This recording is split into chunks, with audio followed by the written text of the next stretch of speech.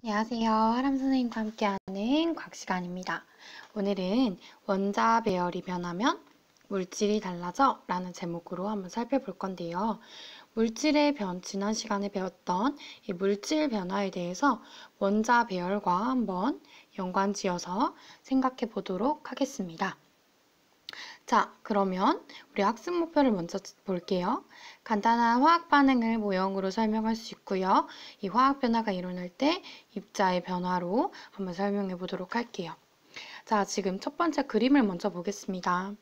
독성이 있는 염소는 약간 노란색의 기체를 띱니다. 이 염소와 물에 닿으면 폭발하는 나트륨을 합치면요. 바로 뭐가 나올까요? 그렇지.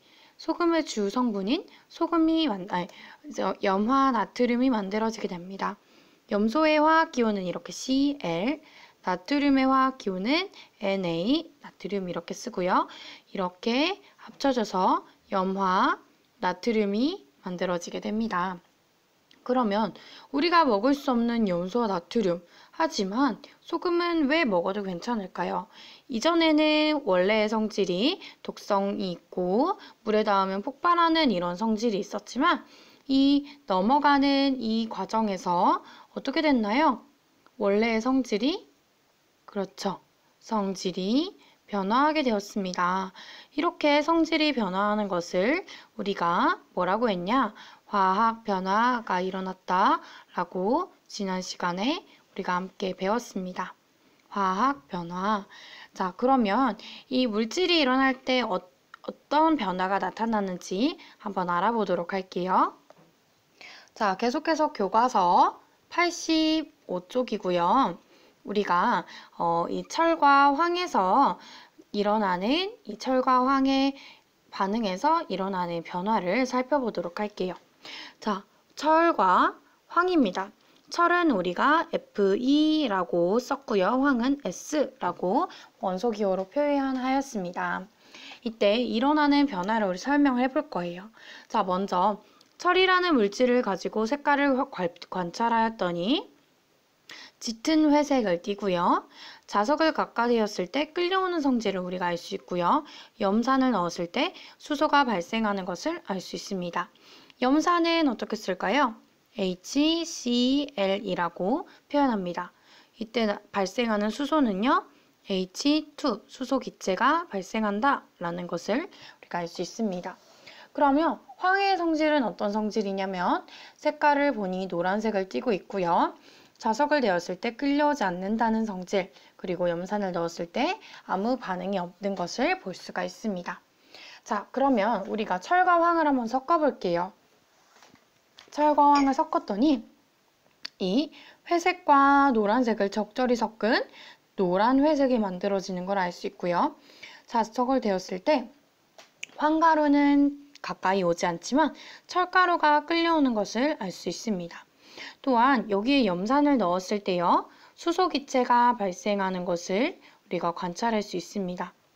그러면 네 번째로 황화철. 황화철이라는 것은 철과 황가루를 혼합한 이 철가루와 황가루의 혼합물을 가열한 것인데요. 가열한 것이 바로 황화철입니다. 얘는 가열한 것이에요. 가열하였을 때의 색깔은 이렇게 완전 까만색인 흑갈색의 색깔입니다. 이전의 색깔과는 좀 다른 특징이 있습니다. 또 자석을 가까이 대었을 때 끌려오지 않는다는 특징이 있고요. 염산을 넣었을 때에는 이전에는 수소 기체에서 나지 않았던 냄새, 달걀 썩는 냄새의 기체가 발생했는데요. 이때 나타나는 기체의 이름은 무엇이냐면요. 바로 황화수소입니다.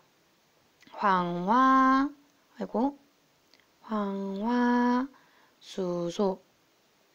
이 황화수소 기체의 원소 기호는 H2S라고 씁니다. 자, 그러면 우리가 요거 한번 생각해 보도록 할게요. 철과 황, 그리고 철가루와 황가루 그냥 혼합물까지는 여기서는 혼합물이라고 하고요. 혼합물까지는 원래의 성질이 그대로 유지됩니다. 원래의 성질이 그대로 유지되는데요. 여기는 그대로 그러면 황화철에서는 성질이 어떻게 됐냐? 성질이 변화했습니다.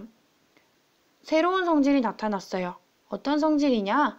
색깔도 변했고요. 자석을 갖다 대었을 때 끌려오지 않았고요. 또한 염산을 넣었을 때도 원래 나타났던 수소 기체가 아니라 황화수소라는 새로운 기체가 발생하였습니다. 성질이 그대로인 것과 변한 것, 우리가 차이를 알 수 있습니다. 그러면 이 성질이 그대로인 것은 뭐라고 할 수 있을까요? 그렇지. 혼합물에서는요, 우리가 물리변화라고 얘기할 수 있을 거고요. 황화철에서는 그렇죠. 화학변화라고 얘기할 수 있습니다. 화학변화. 그러면 우리가 여기에서 입자 배열의 차이를 한번 생각해 볼 수 있을 것 같은데 조금 어려우니까 다음 화면으로 넘어가서 86쪽으로 넘어가서 살펴보도록 하겠습니다. 자, 위에 이 부분은요, 우리가 방금 정리했던 실험 결과에 대한 내용입니다. 여러분들이 한 번 더 읽어보면 좋을 것 같아요. 앞부분은 한 거기 때문에 우리가 입자 모형을 한번 통해서 한번 생각해 보도록 할게요. 철과 황의 혼합물과 황화철의 생성 모형입니다. 철은요, 이렇게 회색으로 표현하고 황은 노란색으로 표현하겠습니다. 실제로 철은 회색이고요. 황은 노란색이기 때문에 그냥 이렇게 구별을 하기 위해서 이렇게 모형으로 한번 표현을 해볼게요. 철과 황의 혼합물은요, 그저 그냥 섞은 것 뿐이에요. 혼합한 물질이다 해서 혼합물입니다. 혼합물은 뭔가 변화가 있지 않고 이렇게 따로따로 존재합니다. 하지만 이 철과 황을 가열하게 되면 황화철이라는 새로운 물질이 만들어지게 되는데요.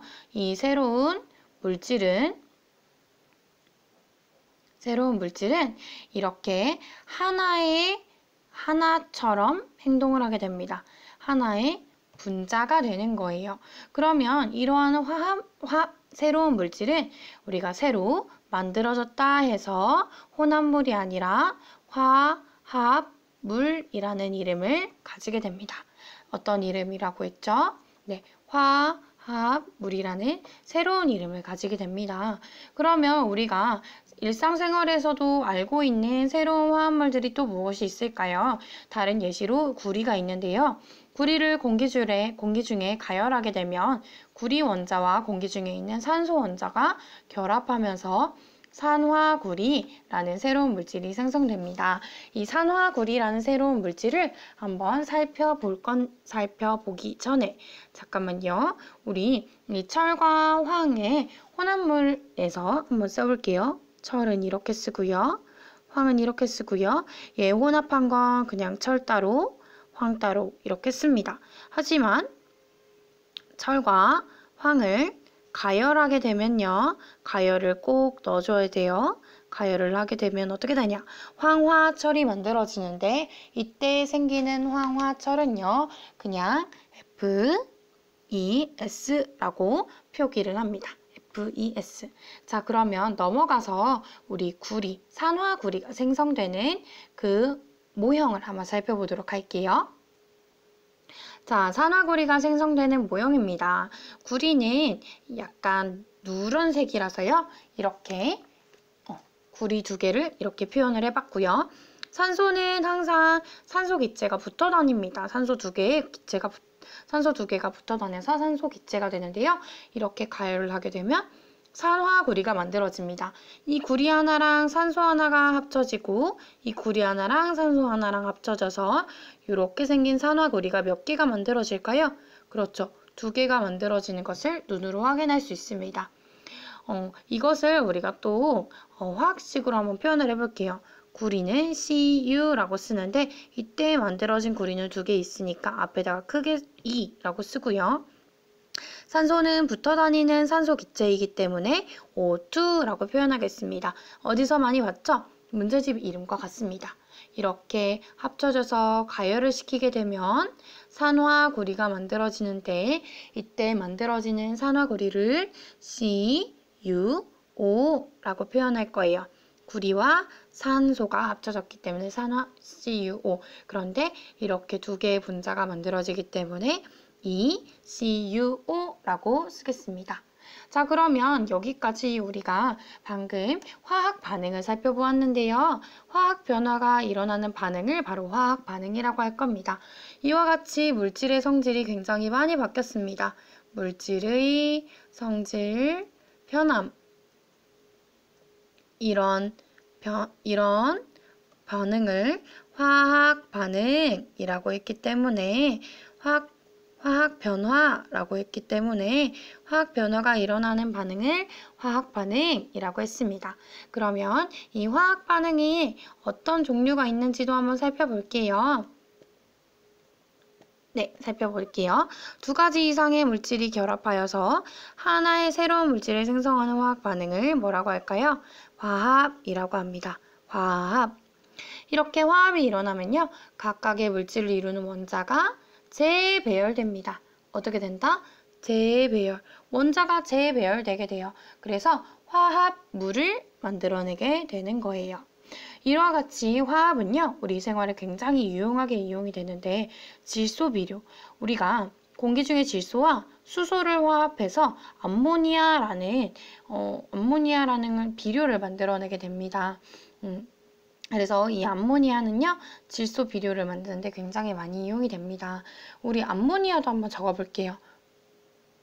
암모니아는요, 질소와 수소를 합한 건데, 수소 3개가 합쳐진 겁니다.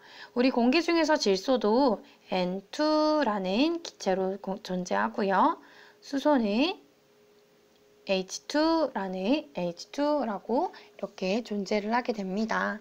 그러면 이 N2와 H2가 적절하게 섞여서 NH3가 만들어지게 되려면 숫자가 몇 개가 필요할까요? 한번 만들어 보도록 할게요. 얘는 곱하기 3을 하면 얘는 2개, 얘는 총 6개이기 때문에 2개의 NH3가 만들어질 것 같아요. 자, NH3의 이름은 뭐라고요? 암모니아라고 있습니다. 암모니아. 자, 이거 이외에도요, 우리가 플라스틱, 원유를 분리하여 얻은 물질을 그 물질을 화합해서 플라스틱을 만드는데요. 이 플라스틱 또한 화합물이다 라고 할 수 있습니다. 화합이란 다시 하면 반응 물질을 여러 2가지 이상의 물질이 결합해서요. 새로운 생성 물질이 만들어내게 되는데 이것을 화합이라고 하고 그럼 이 생성 물질을 우리가